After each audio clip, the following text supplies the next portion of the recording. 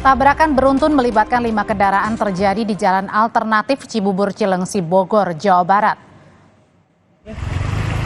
Gimana ceritanya nggak tahu deh. Setelah jembatan. Sebuah truk dari arah Cibubur mengalami remblong dan menabrak sebuah bus. Bus kemudian berputar arah hingga akhirnya menabrak kendaraan lain. Tidak ada korban jiwa akibat kecelakaan. Saat ini polisi masih mendalami proses olah tempat kejadian perkara untuk mengetahui penyebab dan jumlah korban secara rinci. Kok arah balik nih?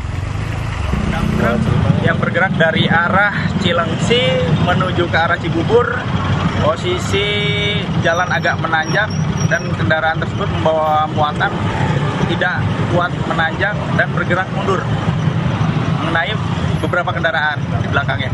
Korban jiwa ada. Terima kasih Anda sudah bersama kami menyaksikan Kompas Petang. Saya Audrey Chandra. Dan saya Rahmat Ibrahim. Sampai jumpa.